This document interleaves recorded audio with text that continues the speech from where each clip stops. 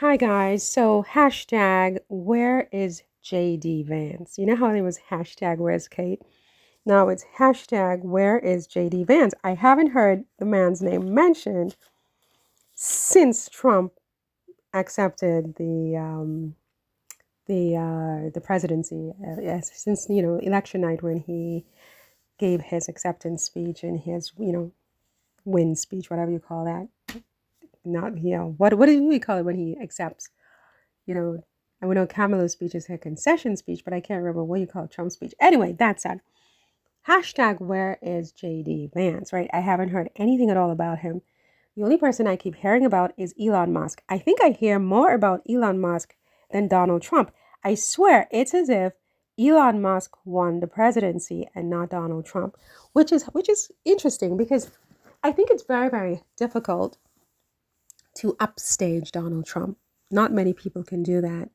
But I do think that Elon Musk is starting to upstage Donald Trump. I mean, I can't even believe I'm saying that, but you know, we don't hear anything at all about Trump's VP. All we hear about is Elon Musk. And so the latest I've just heard was that there was this massive blow up at Mar-a-Lago at a dinner they were having at Mar-a-Lago. This is the Economic Times, India Times, and apparently um, there was a big clash. According to reports, according to what I'm reading here, there was a major outburst at the dinner table at Mar-a-Lago when Musk countered Boris Epstein, or Stein, a top advisor who reportedly pushed contentious Matt Gaetz for Attorney General. Elon Musk fueled Trump's election effort by giving at least 119 million. Okay. Musk has questioned whether Epstein, how do you say his name, has had too much influence in Trump's selection. Look who's talking, right? Especially for his top Justice Department picks and the White House counsel, three people familiar with the conversations told Axios. At the same time, Musk began to push for his own cabinet favorites. So yeah, I mean, Musk really either believes he has power or knows he has power. He hasn't left the president-elect's side since the win. Even the president-elect has said that Musk won't go home. He made some joke in front of a whole bunch of people. So I'm sure that Musk was a little bit red-faced because, he would feel, I mean, if I were in his place, I'd feel diminished. So he must have been very red-faced because, okay, he's very, very rich. He's a lot richer than Donald Trump, but he's not the president. He may have paid a lot of money to get Trump elected, but he's not the president. And I think that he's so used to being the boss, Musk. He has so many companies, everybody kowtows to him. And, the one person who's not going to kowtow to him is Trump. Or is it? Is Trump willing to kowtow to Musk? I mean, has Trump really, seriously, met his match? Because I don't really see Trump as being somebody who kowtows to anybody. But this dynamic with Musk, I've never seen it in politics, in American politics anyway. Have you ever seen anything like this where you have this person who's not even elected, who's so much more powerful than the vice president and seems to be on the brink of eclipsing the president himself? He's eclipsed the vice president. Nobody even talks about the vice president. I'm not even sure if JD is at Mar-a-Lago. All of these fat cats are at Mar-a-Lago. They are advising Trump on who to pick and who not to pick. Which brings me to that whole 1776 thing that people are saying that Trump is going to take the country back there. I think it's all these advisors, including Musk, who are advising him to do things like this. I don't think it's Trump Trump is not that bad. I mean, he's not that, far gone.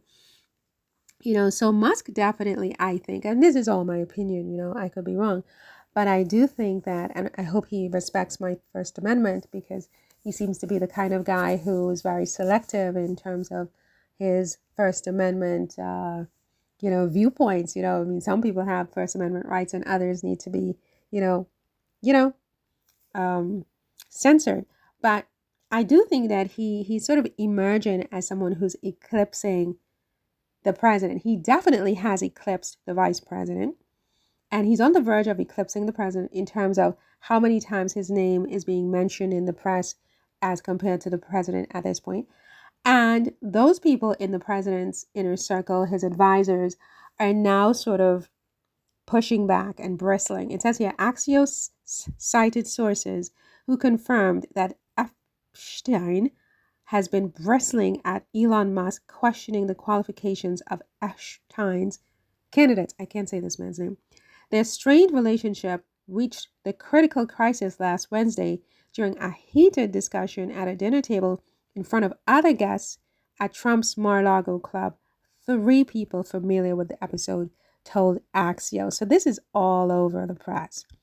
This is all over the press. Notice you're not hearing anything about J.D. Vance, who is the vice president. Musk is not the vice president, right?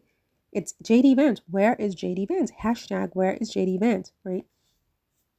At one point during what the sources describe as a massive blow-up and a huge explosion, Musk accused Epstein of leaking details of Trump's transition, including personal pics to the media.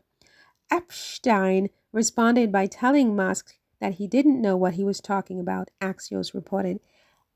Epstein responded by telling Musk that he didn't know what he was talking about, it added. So this was a repeat in the Economic Times of India.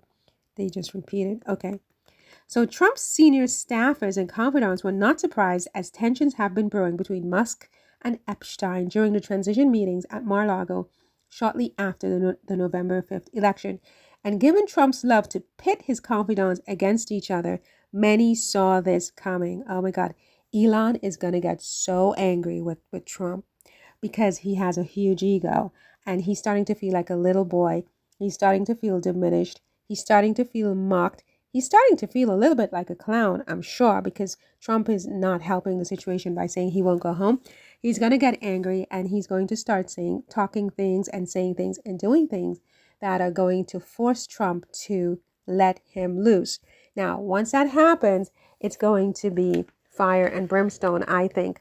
But I do think a clash, an ultimate clash between Trump and Elon Musk, whatever I may have said before, I do think that Trump will easily handle Elon Musk, even if Musk has the most damaging secrets on Trump. I mean, and that's an if. I'm not saying he does, but let's say assume that, all these rumors about Starlink and the election and all of these things have any credence. I have no idea if it does. I'm not saying it does. I'm not saying it doesn't. But let's say it does. So it means that Musk is carrying a huge secret for Trump. And he thinks that he can wield this over Trump anytime and get whatever he wants. And Trump is basically sitting there, with his eyes narrowed, smiling behind his eyes, because he knows that now that he's been elected, Musk really holds no power over him. Because what Trump will do with Musk is it will just be epic. He will turn the Department of Justice on Musk. He will turn whoever needs to be turned on Musk. They will open up all these investigations. Trump will say there's nothing he can do.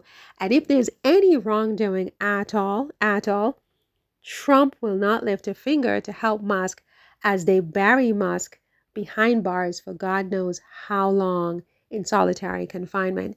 And by the time Musk comes out, Trump's presidency is done. And at his age, it's a question mark whether he's even still on the planet, right? So to get his revenge, Musk is going to have to, I don't know what Musk is going to have to do. Musk can't win a fight against Trump right now. He can't get Trump removed from the presidency. It doesn't matter if he does have secrets on Trump, because Trump is way too smart. Trump lost the election and he got back after all of the lawsuits and everything thrown at him, the lawfare, everything. Trump got back. The people love Trump. They're behind Trump. They're not behind Musk in the same way. They only like Musk within the context of his relationship with Trump. So if there's a bust up, Musk is going to lose big. But hashtag where is J.D. Vance?